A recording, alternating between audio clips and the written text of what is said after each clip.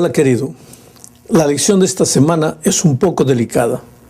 El propósito es mostrar cómo el mal, de manera imperceptible, puede apoderarse de la iglesia, puede entrar dentro de la iglesia. Necesitamos mucha sabiduría para considerar esta lección con imparcialidad y con equilibrio. Empezaremos hablando de la naturaleza pecaminosa del ser humano. Desde el punto de vista bíblico, la naturaleza pecaminosa que el ser humano carga es un misterio. Adán y Eva eran perfectos. ¿Por qué? ¿Por qué seres perfectos escogieron el camino del pecado? No sabemos, es un misterio. Pero lo que sí sabemos es que cuando cayeron en el pecado, adquirieron una naturaleza extraña cuya tendencia es el mal. A partir de la caída de nuestros primeros padres, todos los seres humanos nacimos malos por naturaleza. Ahora, cuando somos niños, no nos preocupamos mucho en esconder esa naturaleza. Nos mostramos como somos, egoístas, orgullosos, a veces prepotentes, caprichosos, en fin. Pero a medida que vamos creciendo, aprendemos a disfrazar nuestras verdaderas intenciones. Pero a pesar de eso, la Biblia es categórica al afirmar que todos los seres humanos somos malos, aunque disfrazamos, somos malos y pecadores por naturaleza. No hay quien haga el bien, no hay justo ni siquiera uno.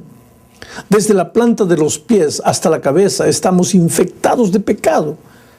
Engañoso es el corazón y perverso, ¿quién lo comprenderá?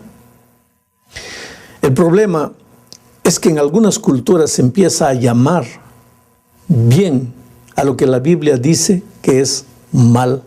Eso como resultado de la naturaleza pecaminosa.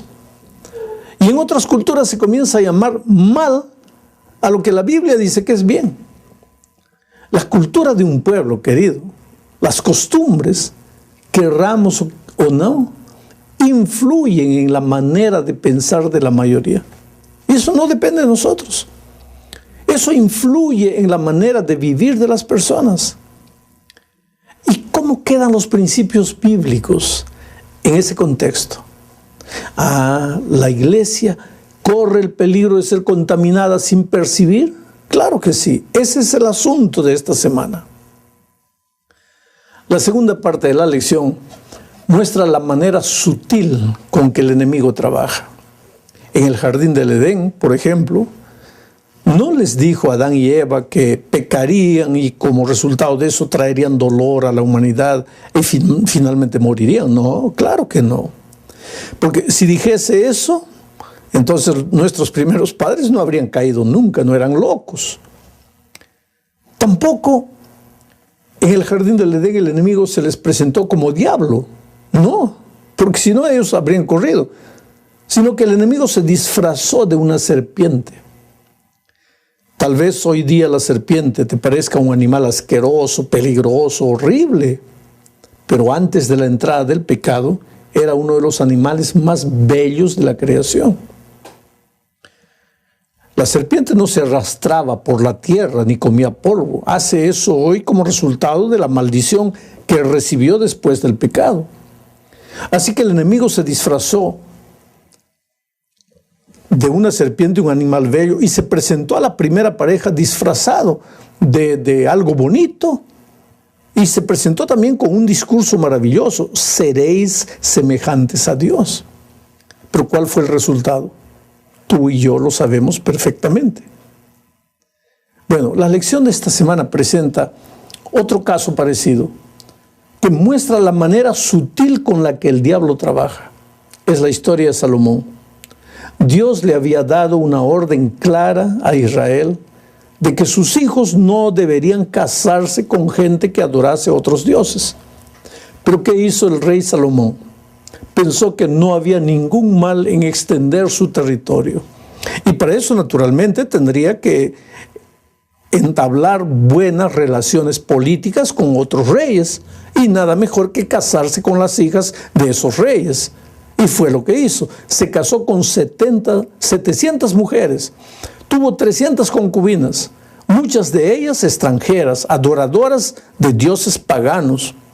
Y mira, al principio todo parecía bien, pero con el tiempo, mira lo que dice el primer libro de los Reyes, capítulo 11, versículo 4.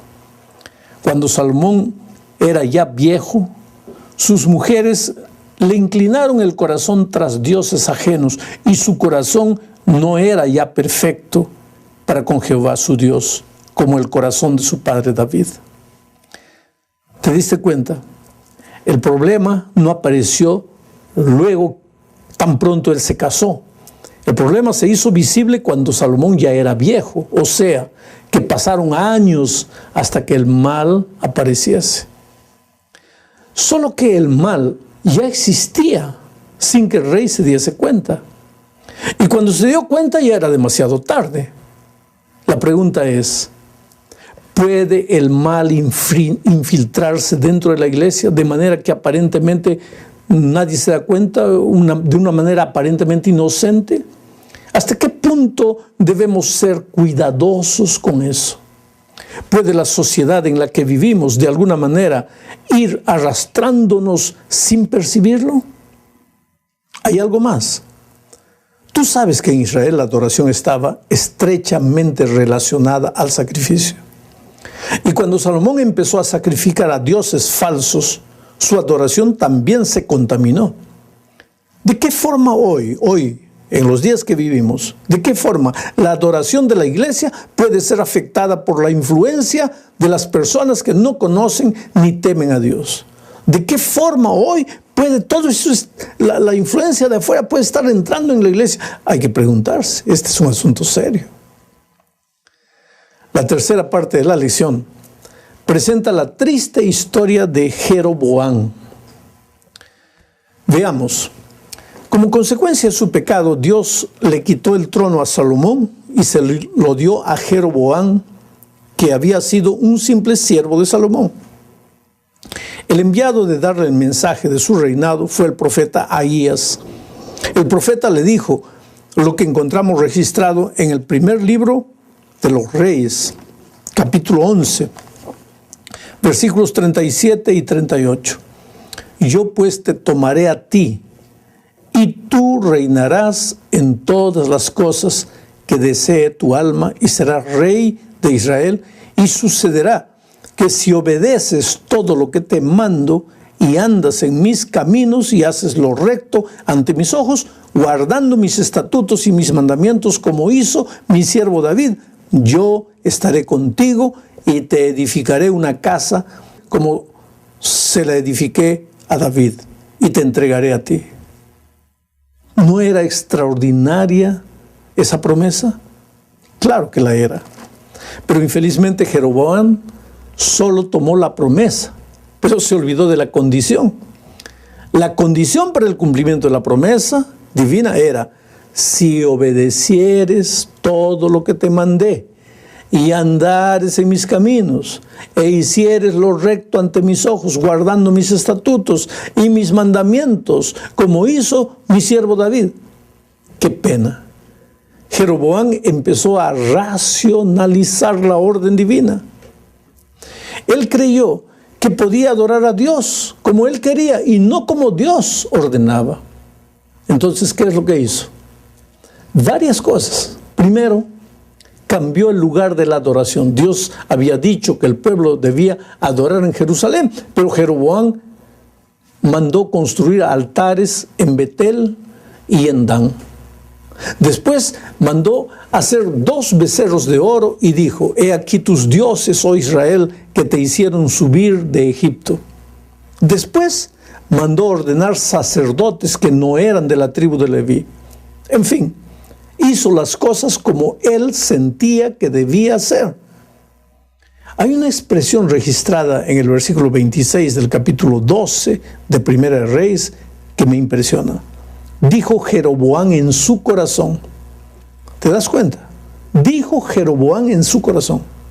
O sea, él concluyó, él pensó, él sintió, él creyó. A él no le importó lo que Dios decía, sino lo que él pensaba. Es muy peligroso dejarse llevar por los sentimientos, por las ideas propias.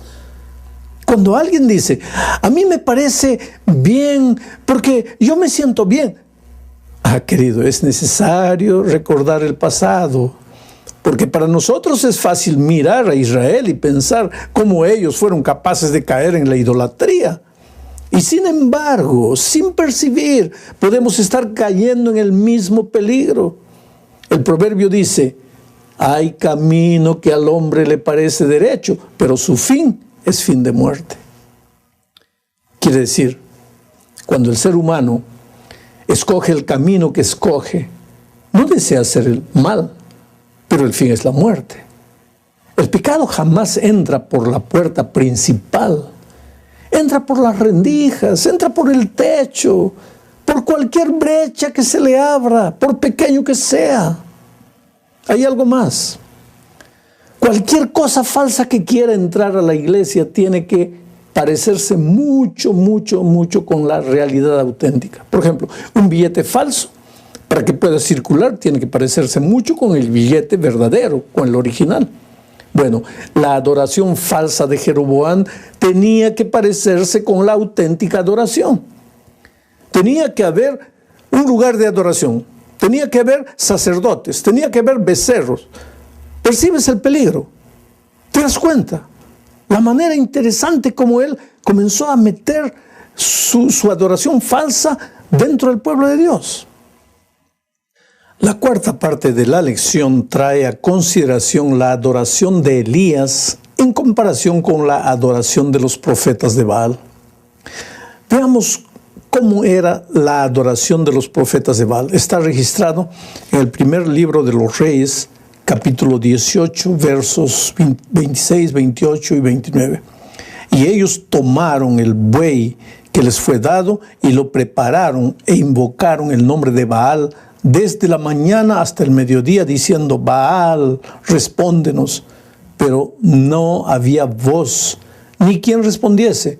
Entre tanto, ellos andaban saltando cerca del altar que habían hecho, y ellos clamaban a grandes voces, y se zanjaban con cuchillos y con lancetas, conforme a su costumbre, hasta chorrear la sangre sobre ellos. Pasó el mediodía, y ellos siguieron gritando frenéticamente, hasta la hora de ofrecerse el sacrificio, pero no hubo ninguna voz, ni quien respondiese, ni escuchase. Es interesante que la adoración de estos profetas incluyera algunos elementos como saltos, gritos frenéticos, voces altas, lágrimas, emoción. La adoración de Elías, por el contrario, fue diferente. Mira lo que dicen los versículos 36 y 37. Cuando llegó la hora de ofrecer el holocausto, se acercó el profeta Elías y dijo, Jehová, Dios de Abraham, de Isaac, de Israel, sea hoy manifiesto que tú eres Dios en Israel y que yo soy tu siervo y que por mandato tuyo he hecho todas estas cosas. Respóndeme, Jehová, respóndeme para que conozca este pueblo que tú, oh Jehová, eres el Dios y que tú vuelves a ti el corazón de ellos. La adoración de Elías fue simple. El centro era Dios, el Dios de la historia, el Dios que había dirigido a su pueblo en el pasado, el Dios grande y sus hechos grandiosos y su celo protector por sus hijos. ¿Cuál es la lección que debemos aprender aquí? Que aunque nuestra adoración no se pueda parecer a un velorio, tampoco podemos ser contagiados de la cultura del mundo en el que vivimos, que hace del centro de la música la emoción, el ritmo y nada más. Hablando de emoción, mira, la emoción no es peligrosa. Ella es parte de una vida normal, natural. Lo peligroso es basar todo solo en la emoción. Un culto sin emoción es un culto muerto. Dios es un Dios de emociones, pero un culto solo basado en la emoción es un culto hueco, vacío, sin raíces. ¿Quién debería ser el centro de nuestra adoración? ¿Cristo o la emoción? ¿Cristo o la música? Hay que pensar en esto. Y ahora llegamos al fin de la lección de esta semana. Necesitamos mencionar un versículo de Malaquías 3, es el versículo 18. Dice así: entonces os volveréis y discerniréis la diferencia entre el justo y el malo, entre el que sirve a Dios y el que no le sirve. ¿Quién puede, querido? ¿Quién puede decir cuál es la diferencia? Seguramente ya te diste cuenta que las lecciones de este trimestre no dicen este es el ritmo o aquella es la melodía. No podríamos hacer eso en una iglesia multicultural como la nuestra. Pero la Biblia establece principios y el énfasis de las lecciones está en esos principios. Sin embargo, a medida que nos acerquemos al tiempo del fin, cada cristiano necesita tomar una posición. A veces, por tras del ritmo o de la melodía de un estilo o de otro, el problema no es el ritmo. El ritmo es apenas el pretexto, porque el problema básico es espiritual. Es el secularismo, la influencia poderosa que la cultura ejerce en las personas. Entonces tratamos de acomodar las cosas de Dios a la presión de afuera, en lugar de acomodar las presiones culturales a la palabra de Dios. Pero Dios espera hoy, como esperaba en los días de Elías, que su pueblo decida a quién servir. Nadie puede servir a dos señores. Es necesario tomar una decisión que afecte todas las áreas de mi vida. La iglesia de los tiempos del fin tendrá el espíritu de Elías. Quiere decir, predicará un mensaje de definición. O eres o no eres. ¿Cuál será tu respuesta? ¿Qué le dirás a Dios? ¿Quién me convencerá de pecado? Solo el Espíritu Santo. Él es el único que puede hacerlo. Entonces, querido, trata de escuchar la voz de Dios y obedecerle. Y que Dios te bendiga.